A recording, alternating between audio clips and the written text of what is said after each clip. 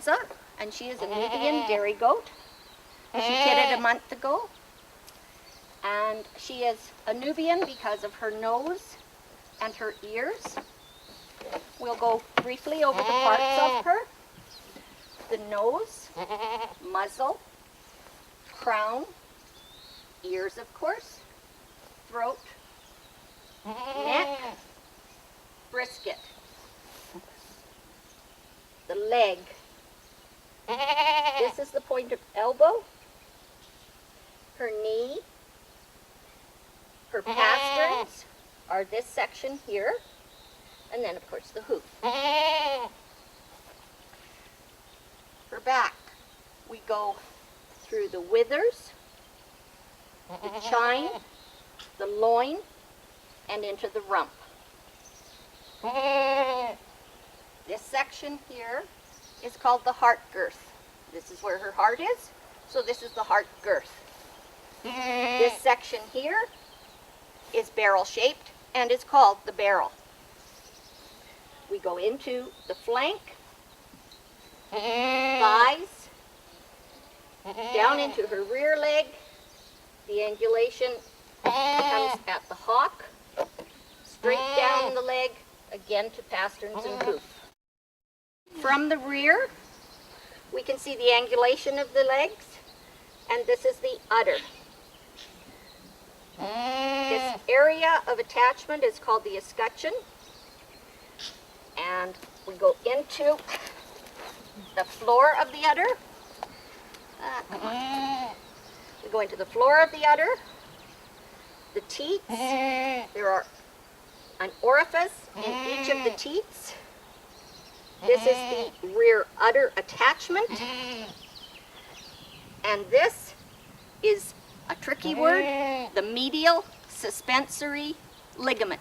If you think about it as a big elastic band or like a farmer's suspenders, that's exactly what this medial suspensory ligament does. It holds the udder up and separates the two halves of the udder.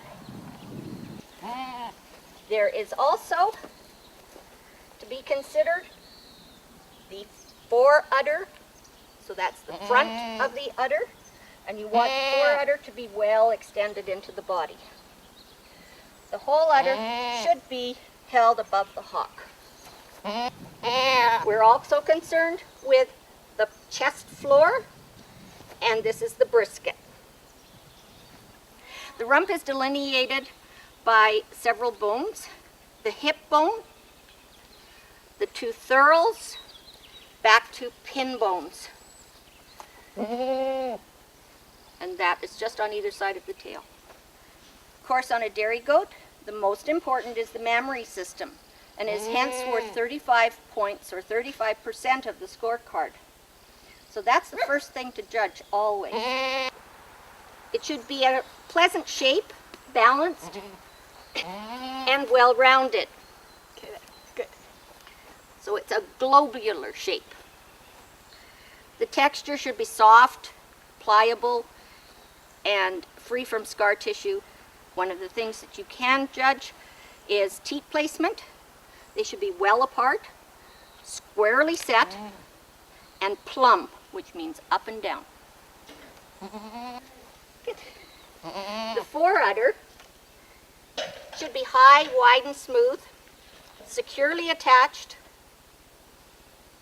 tightly attached without a pocket. Some does will have a little indentation here showing a pocket. It would look similar to that. She's well attached. It needs to blend smoothly into the body, and again indicating that there's room for milk or capacity. The teats need to be uniform or the same size and of a pleasant length and circumference. They need to be cylindrical, which is a round shape, and well delineated, well defined, that you know that there's a teat there, not that the teat and the udder are all one piece. You need to have a little bit of definition. You want a graceful appearance, smoothness of blending throughout. She is particularly nicely smooth from her shoulders into her withers and is blended completely through the rest of her body. So we want that smoothly blended, especially the shoulder blades, which should be smoothly set against the chest wall, and the withers. Also, fullness in the crops, which is this area right here. 5 points is also given for breed characteristics and the head. If you're judging a class that says Nubian goats, then it should have the breed character of a Nubian. If you're judging Alpines, it should have the breed character of Alpines. There are specific breed characteristics for the different breeds. Some of the breeds also have color faults and color specifications, so that comes under breed characteristics and the head. In a Nubian, you want a Roman nose, long flowing ears, and that's what makes a Nubian a Nubian. In her back, you want a strong back that appears straight. The chine and loin need to be wide in the width, and you want them strong and nearly level. You want the withers will stand up slightly, and then the rest of her back should come down in quite a straight line. This is a little low in the chine. There are some goats that are almost an ironing board. The rump should be long and wide and nearly level from hips to pins, and also from thurl to thurl, this section here. So you don't want it to come up like this and have the backbone prominent. You want that to be a nice, square, flat surface.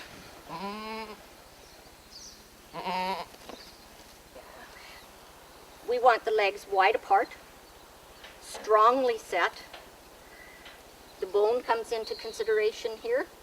The tendons need to be well defined so that they are strong muscled. The pasterns need to be a medium length. If they're too long, they're going to break down over time and start to drop a little, droop a little.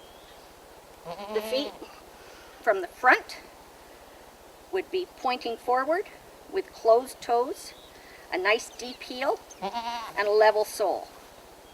The forelegs are straight up and down, and that is viewed from the front and from the side. Don't forget to look at them from both directions. The forelegs need to be straight with nice clean knees. You don't want big lumpy knees. And the hind legs, you want a nice angulation coming into the hock and then straight down from the hock right down to the ground. And the hock should fall directly under the pin bone, and that should be a nice straight line right to the ground. You want them to be wide apart but directly under the thurl. You want them to come well up straight into the escutcheon. So you don't want it to be a pinchy straight or pinchy triangular line here. To judge dairy character, we look for a long lean neck, nice clean throat. The withers well defined, so nice and sharp. There you go. And wedge shaped, rising above the shoulder blades. So you don't want this to be flat. You want this to be raised slightly. You want the ribs are to be well apart, the bone wide, flat, and long. This is only, you're only going to be able to do this if you can put hands on. The flank should be deep, well arched, so that you'll see in some dairy animals this flank is really quite pronounced, and they look almost like they're skinny, but that is a good dairy character. The thigh should be slightly incurving, and she should have light, nice, loose pliable skin. The looser the skin, apparently, the more milk they produce. And that's dairy character. You want width throughout, viewed from the top. So look down on top of the animal. You want her to start in here and widen slightly as she comes out so that you have width throughout the whole body, viewed from the top. We also would like the ribs to be well sprung and continuing that width back towards the flank. Depth in the heart girth.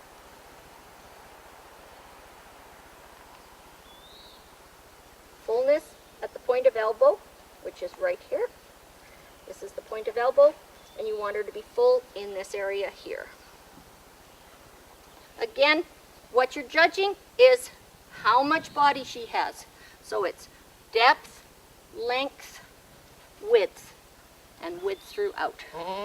Fleshing would be the amount of weight or body fat that the animal is carrying, and you want, in a dairy goat, you don't want any excess fleshing because a fat goat is putting more of her food into making a little bit of a chubby and not as much into her milk. Let's first compare the two mammary systems, as that is the most important feature on a dairy goat. I've brought two animals that are quite different, and so it should be quite easy for you to see the differences on them. Remember to use comparative terminology. You want ER words or more. The best thing to do is to look for what might be lacking on the lower placed animal. It's easier to find a difference and then credit the stronger animal with that placing. Quite often, everything's the same other than something that this animal might be lacking. So let's go through some of the comparative reasons that you might use on these two animals. This is animal number 1 and animal number 2. Animal number 1 will place for her strengths in having a stronger, higher rear udder attachment, a more globular udder, more pleasing and desirable delineation of teeth, and a more even udder. Also showing more capacity. Number 1 over number 2, also showing strengths in body capacity. With more width throughout, she has stronger, more spring of rib. She is wider.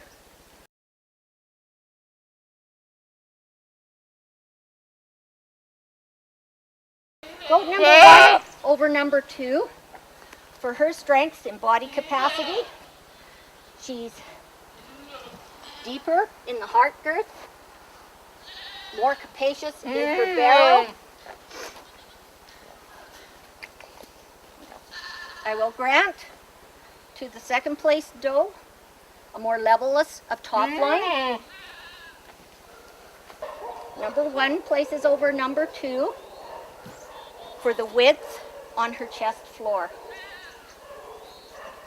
They both have very nice strong front legs, so I can't compare anything there. There's considerable age difference between these two does.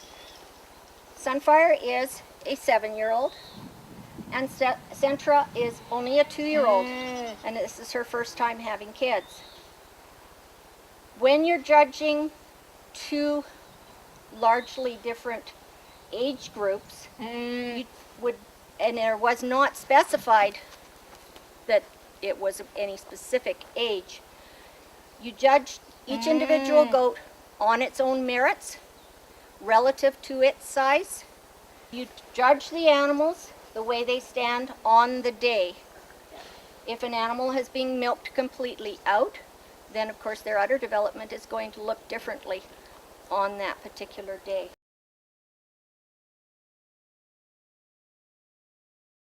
Besides dairy goats, there are meat goats, pet goats, and a general purpose goat.